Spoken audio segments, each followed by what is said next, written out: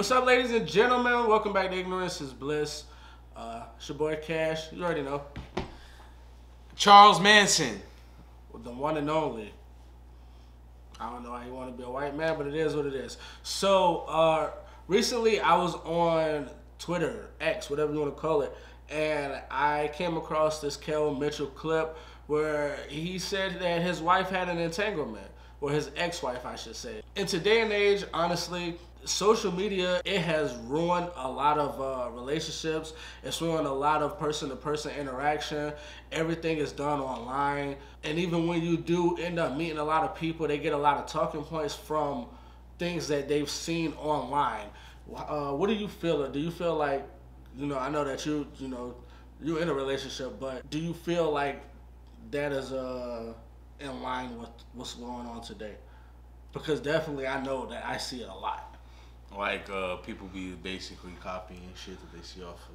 Not only that, but just how big do you think social media has had an influence on relationships today in general? In a sense, yeah. I mean, of course, if you're a man and or a woman in a relationship and your relationship's going some type of way, then you turn your phone on to see another man and or woman in a relationship, and that shit's glitter, and rainbows. You're like, yo, what they doing? Why they so happy and shit? And we always arguing, and you start comparing and contrasting, which you shouldn't be doing, but you do it anyway because you soaking in all that knowledge. You're scrolling through all these shorts. It's just inevitable.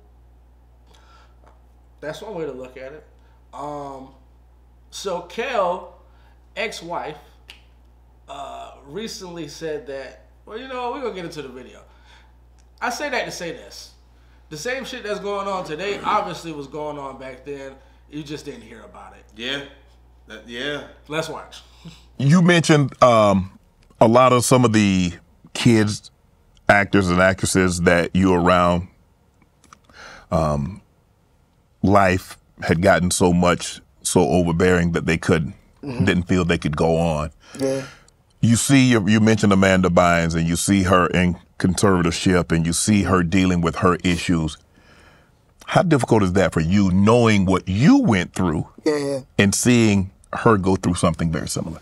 It's deep. I mean, when I was at the Sutton Hotel in Canada, where I was going to end my life at that moment, on the other side of a balcony, Amanda was there. Amanda was shooting a show, a movie where she played a guy, that movie.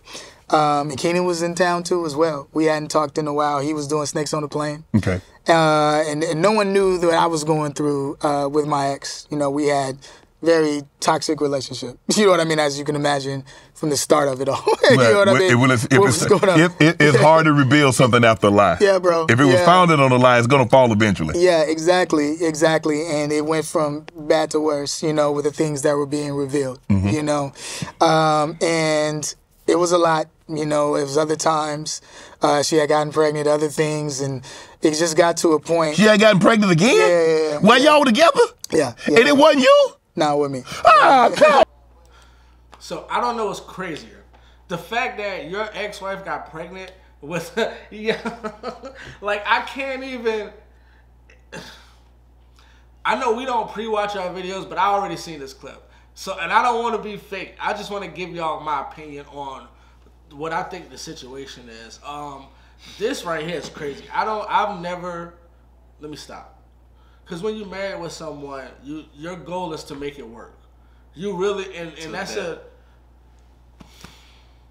I want to say that's an admirable thing, but to be married with a woman and then for her to have an outside child, I guess it happens a lot on the other side. I just couldn't imagine it because I wasn't raised like that. What do you think? For me to be married to a woman and she get pregnant outside the relationship. Yup. I mean, you already have a child, and then she go and have another one by another man. I feel like that's grounds for divorce. Me personally, I just feel like that's grounds for divorce. So what do you? So what's your opinion on? And I know we can't judge him because he had his own reasons, but what's your opinion on him for staying? My opinion is just My opinion is, personally, I just think that's some bullshit, bro. I wouldn't have stayed. I don't give a fuck. I mean, it's not even a sense of, this is a woman I love and, we can make it work. It's the sense of, no matter how much you love this woman, she met another man, had intercourse with that man without a condom, and then let that man ejaculate inside of her. When you say it like that and you really think about it, it's like there was another man inside my wife. Absolutely. And just ejaculated all in there. I don't want that. I don't need it. I don't love that. Like, ew, bro. That's disgusting, bro. I mean, I just feel like if a man did it and he'd get scolded, I don't know why he didn't, Do men get scolded as much? Oh yeah, niggas ain't shit. That's like every female's like favorite saying. Even women who shouldn't be saying nigga. But like, niggas ain't shit. It's like, I think every city girl got that tatted under their ass. On their thigh. I don't think. Maybe. Yeah, it's a hashtag. Don't do that no more. But I understand what you're. Just stop it. Just. I just don't. I don't understand. I guess because I'm not married. Right. I haven't taken. I haven't taken that oath to be with somebody, but I know Kel also talks about going through mental health, and this had to be a immediate reason why you would contemplate suicide, and I know a lot of. Let's keep watching the video, man. Oh, Kel! It wasn't me. It wasn't. And you stuck around? Yeah, I stuck around. But here's the thing. These were things that were being revealed. She telling you this? No. How did you find this out? I want to know how you found this out. You read a letter. You got to it through the phone. Yeah. Okay. All right. So how that one went? There was a thing where we weren't having sex anymore. And we weren't doing anything anymore because you weren't having sex. Clearly she was. Yeah, it's just because of I knew what was going on. Right. And I was like, yo, what is even happening? You're not coming home. You're not doing all these different things. And y'all man, you not coming home. Y'all man. Yeah. But then this was, back then. Yeah. We praying for her now. It's all good. Yeah. But this is what the process of what I was going through. Oh, right? yeah. And so now as this is going on, there was a time, get some more soda. Now I need something stronger than soda, Kel. You telling me that right here. Go ahead, brother. I mean, you had one, you aborted that, but that wasn't yours. She told you didn't know you had one of your own, and she. Yeah, well, yeah. There was a situation where there was a guy, and I had a feeling, you know what I mean, that she was. Did you know him? Talking to somebody. It was one of her friends that used to come over, right? And I was working a lot. You know what I mean? So it was one of those situations. And so I was dropping off the kids, and didn't go to work, and how I go. And so one day I decided where I was like, I'm gonna take the car and just kind of like go searching where she might be, because she ain't come home. And so I got in the whip, went driving around, saw her whip, looked different, and I saw it, and I said at the hotel, I was like, yo, okay, this is a car at the hotel. I go to the lobby, you know what I mean? I go walk into the lobby. Turns out dude just come walking down the lobby about to go to the car, my car, and then she was driving, you know what I mean? And I'm like, oh, okay, what's up? Take me upstairs. Let's go to the elevator, let's go together. You know what I mean? And he's like, oh, okay, cool. You know what I mean? And we go up, we don't need to fight, let's go. Yeah. Because I already know what it is. Right. So we go up. Of course, she's surprised. Oh, within the room. And, we walk in. I walk in there, and I'm just like, hey, okay, so this is what's going on. Okay, cool. You know what I mean? All right, and this is what you're doing? Okay, so, and I walk out. I think he handled that like a gentleman. I think he handled like a fucking idiot. Because, I mean, granted, it's good that you didn't, make a scene. Resort to violence. But at the end of the day, if she had a child on you outside of, like, what the fuck make you think that she wouldn't cheat on you again? Did you think that this wouldn't happen again? This is a repeated pattern at this point?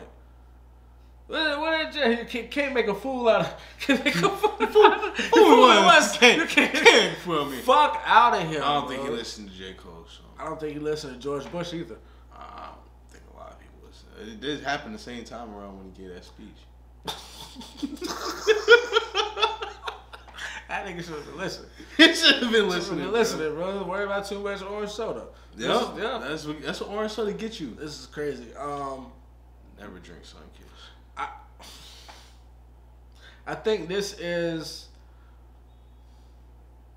basically an insight as to, and vice versa in both aspects, because it happens on the other side as well. But for someone in his position to go through this and to try to stay, it speaks volumes about how deeply he viewed marriage and how much he wanted to make it work, how much he was in love. But at the same time, you gotta know when to let shit go. Yeah. You cannot keep playing with fire. You gonna get burned. Yeah. Like it's as simple as that. And this right here is crazy. I never knew, and I knew that he went through some mental health things, but I never knew that this was one of them. And this is definitely grounds to kill a bitch. What you think? Me personally, one of the congressmen of Kill a Bitch Enterprises, I would definitely approve killing that bitch. Copy. Yeah, definitely. Or in the same situation that we let CB get off with about 15 years ago, just beat her up real good. You know what I'm saying? Just leave, bro. Yeah, honestly, obviously that's too hard for him. Obviously, leaving isn't an option. Nigga don't want to leave. Nigga, she asked you to leave 2 times that we know of right now. And you was like, oh no, baby, I'm gonna stay. We're gonna make it work. Yo, man, we're gonna make this shit. No, she's not trying to make it work. I feel like that's how women ask you to leave. Like, they do some real selfless, senseless shit. And then just be like, whatever. But like, to them, they already checked out. They just don't know how to, I guess you would say, be a man and be like, I want to leave. I'm done with you. I'm just going to go do some spiteful, sneaky, conniving ass shit behind your back. Not really try to hide it, because I don't care if you find out. And I want you to find out. Okay, yeah. So it's like, I want you to find out. Yeah, I want you to kind of know. And then once you do know, I'm just going to sit there and look at you like, are you going to hit me or are you going to divorce me? I don't know. That's me personally. Ladies, you can tell me if I'm just being an asshole. I probably am. Are you going to hit me? But I feel like that's what they be doing. You gonna hit me? So what you going to do? You gonna hit me? You going to punch me in my face? You gonna hit me like I'm a fucking fucking man? You gonna hit me in front of my son? You gonna hit me like I'm a fucking man? What you? I'm so sorry. Domestic violence isn't funny. It's not, but we are ignorant. Y'all knew that when y'all turned on this channel. Yes. So, but in all seriousness though, I'm glad that he did get out of this situation, because I know they ended up getting divorced. You guys can watch the whole video, because I'm going to be honest, a lot of that shit was circular motion. Like, he talked a lot. And I respect it, because sometimes when you get in those settings, you just need to vent. Yeah, I guess. Sometimes, it's a good vent. Yeah, and you just need to talk. So I appreciate Shannon for just sitting down and actually listening. Let that nigga talk. Yeah, and just listening to him. This is a very long interview, but it's a good interview. And we'll link it in the bio or in the description, whatever. Y'all know where that motherfucker gonna go. Exactly. Any other thoughts on this topic, man? It's a fear. I ain't gonna lie. I love my girl to death. But every time I even think of like the next step, it's like, bruh, we could be 5 years in, we could be 20 years in. And then we go back to those John Deloney episodes, yo. Like, You just never know. You just never know. We could be 15 years in and she could be like, yeah, I ain't really fucking with that nigga. He was cool the first 2-3 years, and then I just stuck around. Yeah, bro, that shit's like it's traumatizing, because niggas are out here taking chances. Mm-hmm. And God, you don't know. You just don't know, man. And I think that's what it is. That's what it boils down to. You just don't know. You just don't know. And that just goes for everybody. When you see somebody out there, no matter how happy they look in public, they could be going through their own shit behind closed doors. No matter how depressing they look on social media, they could be going through their own shit behind closed doors. You just really never know what somebody else has going on unless you talk to that person. And if they're willing to open up to you on what they actually have going on. Because, I don't know, niggas like me, I'm not telling you much of anything. I'll tell you what I think you need to hear. I'm gonna keep it pushing. Ask me no questions, I'll tell you no lies. I don't know what that means. It means stay black, don't crack. We'll catch you on next one. Peace. Without you hush, I have visions of your touch. I got lust for life for us, so replace the lies with trust. Call up Nino, that's your brother. Tell him favor me or hate it. I done snatch your sister up, and we going on vacation.